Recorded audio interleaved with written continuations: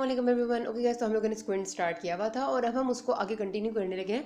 तो अभी मैं आपको जो स्टार्ट करने लगे ना, वो बेसिक स्क्विंट हम शुरू करते हैं कि स्क्विंट क्या है, उसकी टाइप्स क्या है। लेकिन उसके लिए आपको बीच में बहुत सारे टेस्ट के नाम आएंगे कि भाई ये वाला स्क्विंट है तो हम इससे टेस्ट करेंगे, इससे करेंगे, इससे करेंगे। जब तक आपको पता ही नहीं होगा यार वो टेस्ट है क्या, परफॉर्म क्यों करें, उसकी मकसद क्या है, तो आपको कभी भी स्क्विंट समझ नहीं आ सकता। तो मैंने स्टार्ट इस तरह लिया कि मैं आपको बाइनोकुलर सिंगल विजन का कॉन्सेप्ट समझाऊंगी, स्क्विंट की दो बेसिक टाइप्स का एक बेसिक कॉन्सेप्ट दूंगी, और उसके बाद में पहले आपको टेस्ट्स बताऊंगी जो हम कर रहे हैं उसको आइडेंटिफाई करने के लिए। फिर हम वो अलग अलग से स्क्विंट डिटेल में भी पढ़ेंगे, लेकिन ये समझने का पैटर्न ज़्यादा बेहतर है और समझना ज़रूरी है ताकि हम आगे स्क्विंट को समझ सकें। ठीक है, बहुत सिंपल सी बातें हैं।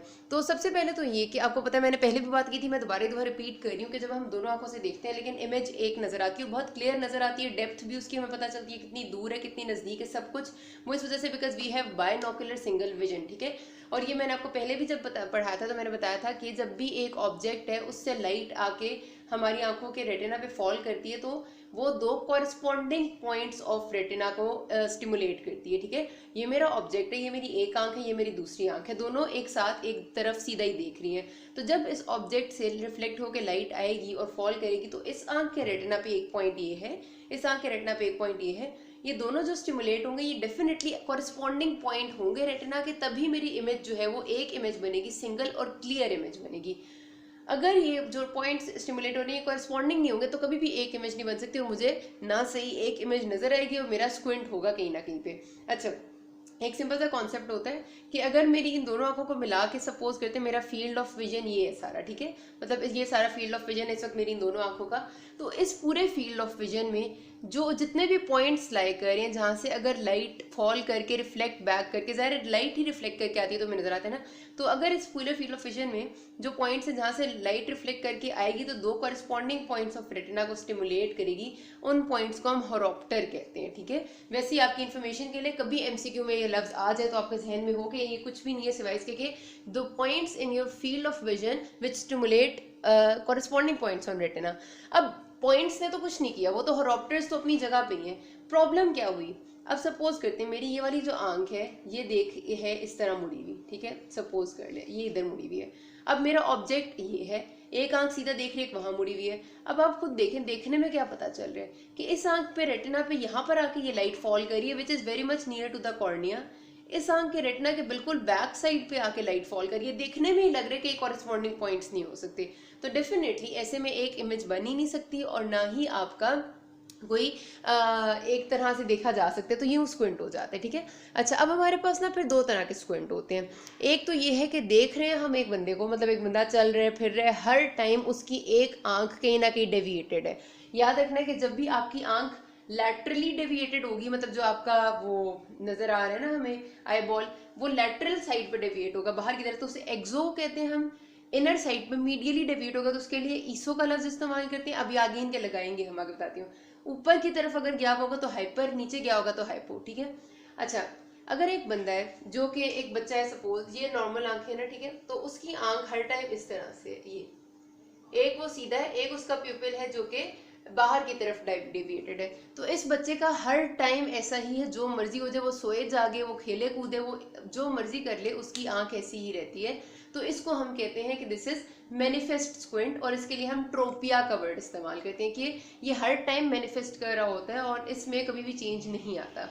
जो दूसरा स्क्विंट होता है हमारा वो ऐसा होता है कि बंदा जब तक फोकस कर रहा है ना एक चीज पे, सपोज ये कि मैं सामने अभी देख रहा है, सपोज यही बंदा मेरे कैमरे को देख रहा है जिससे ये वीडियो बन रही है, और दोनों उसकी आंखें मेरे कैमरे पे फोकस कर रही हैं, तो आपको लगेगा कि बिल्कुल नॉर्मल है ये बंदा, इसे कोई स्क्विंट नहीं है।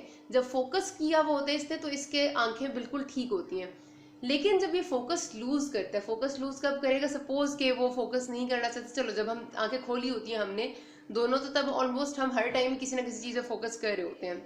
लेकिन सपोज करते हैं हमने इसकी एक आंख को कवर कर दिया, तो अब यहाँ से जो सेंसरी मैसेज जा रहा था, यहाँ पर से जो लाइट जा रही थी वो जाना खत्म हो गई है। ठीक है, तो अब क्या होगा कि ये आंख अगर इसमें स्क्विंट है तो ये अपनी रेस्टिंग पोजीशन पे चली जाएगी, और सपोज करते हैं कि इस आंख की जो रेस्टिंग पोजीशन थी because of the absence of sensory supply वो ये थी, ठीक है, मतलब मीडियल साइड पे थी।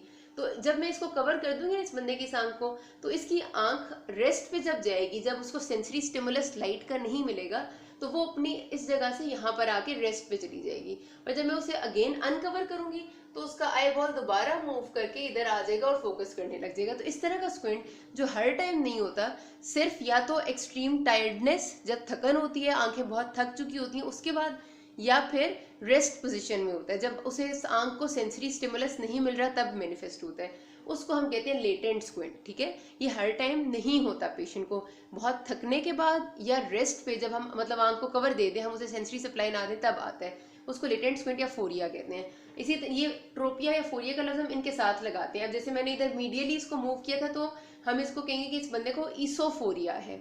और जिस वाला जो मैंने आपको पहले डायग्राम बना के दिखाई थी जिसको मैनिफेस्ट स्क्विंट था और लैटरली था, हम कहेंगे उसको एक्सोट्रोपिया है। ठीक है, exotropia, esotropia, hypertropia, hypotropia manifest squint के लिए, और इसी तरह hyperphoria, hypophoria, exo and esophoria for the latent squint. अच्छा, अब इनको ना इन स्क्विंट्स के लिए जाहिर सी बात है जब हमको टेस्ट करना होता है, मैं आपको डिटेल बताऊंगी कि ऐसा क्यों हो रहा है, कोई मैनिफेस्ट क्यों है, कोई लेटेंट क्यों है, इनकी सारी रीजंस को हम बाद में डिटेल में डिस्कस करेंगे।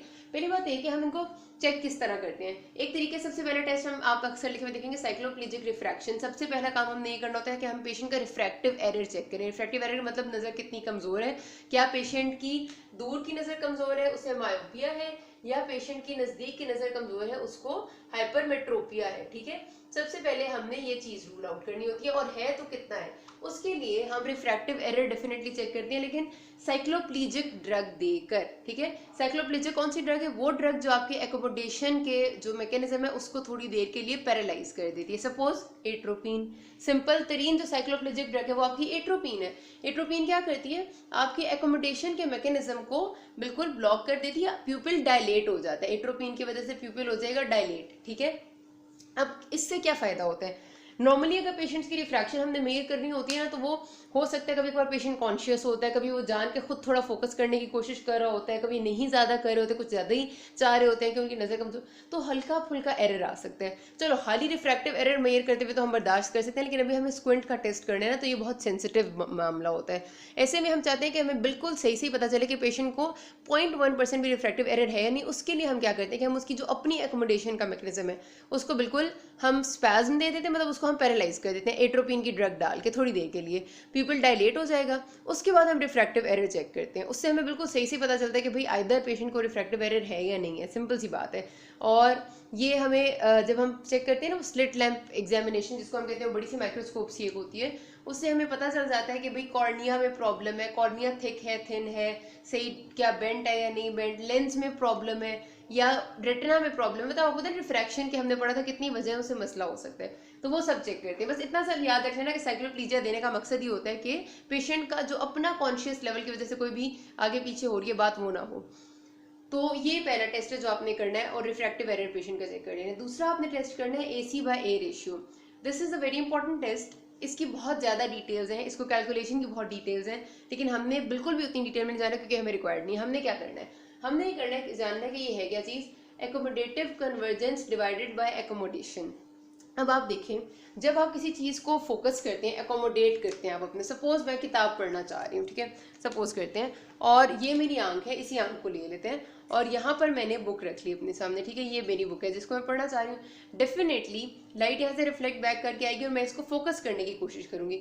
जब हम अपनी आंख को फोकस करते हैं ना किसी नियर पॉइंट पे, तो हमेशा थोड़ी सी कन्वर्जेंस होती है। अगर ये दोनों आंखें हैं और ये किसी नियर पॉइंट पे फोकस करना चाहेंगे तो थोड़ी सी कन्वर्ज होंगी ये दोनों। कन्वर्ज का मतलब है कि मीडियल साइड पे थोड़ी सी डेविएट होंगी।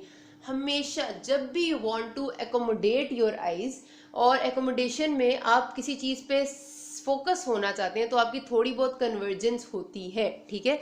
बहुत दूर ऑब्जेक्ट होगा ना, सपोज मैं स्काई में देखना चाह रही हूँ किसी सितारे को, और वो भी जो सितारे हमें नजर आते हैं उन पे भी बल्कि हमें कोई डाइवर्जेंस नहीं होती, मतलब मैं किसी इन्फिनिटी की जगह पे देखना चाहती हूँ जो कि पॉसिबल नहीं है, तब हो सकता है कि आंखें थोड़ी सी डाइवर्ज करें और ऐसे बाहर की तरफ हो जाए, ठीक है, सॉरी इधर ही मिक्स हो गया।